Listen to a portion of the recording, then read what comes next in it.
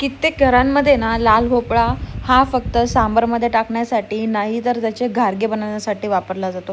खरं मीही लग्नाच्या आधी कधीच भोपळ्याची भाजी खाल्ली नव्हती. माझ्या नवऱ्याने मला पहिल्यांदा खाऊ घातली आणि त्यानंतर ना आमच्या घरात ही भाजी नेहमीच बनते. त्यासाठी ना हा लाल भोपळा घ्यायचा. हा खूप जास्त पिकलेला पण नको आणि खूप जास्त कच्चाही नको. तो असा जेव्हा ऑरेंज कलरमध्ये असतो ना तो घ्यायचा आणि मग त्याची साल दोन्ही साईडनी छानपैकी काढायचं, म्हणजे वरच्या बियांचा जो भाग आहे तो आणि मागची साल काढायची आणि फोडी अशा थोड्या मोठ्याच ठेवायच्या.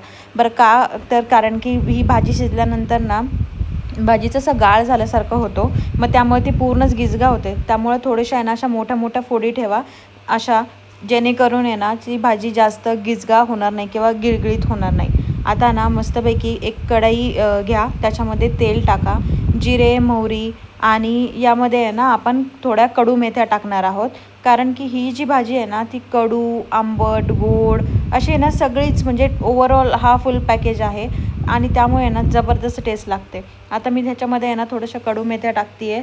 त्याच्यानंतर ना उडदाची डाळ आपल्याला टाकायची आहे थोडीशी आणि त्यानंतर मग मस्तपैकी भोपळा टाकायचा आणि कुठलेच मसाले आत्ता ॲड करायचे नाही. त्याला छानपैकी थोडंसं मीठ टाकून वाफ काढून घ्यायची. एक वाफ जरी काढली ना तर हे लगेच थोडेसे आहे ना शिजायला सुरू होतात, म्हणजे आहे ना शिजायला ह्याला वेळ लागत नाही भोपळ्याला.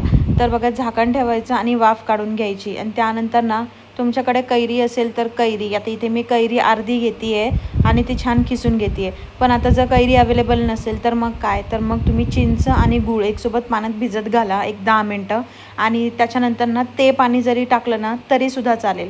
पण जर कैरी असेल ना तर एकदा कैरीची करून बघा.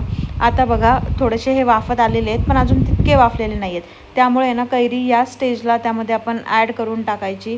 कैरी टाकल्यानंतर ना लगेचच मसाले टाकायचे. बरं, याच्यामध्ये ना जास्त कोणतेच मसाले जात नाही. लाल तिखट तुमच्या चवीनुसार टाका आणि मीठ तर आपण ऑलरेडी टाकलेलं आहेच आणि थोडासा गूळ टाकायचा.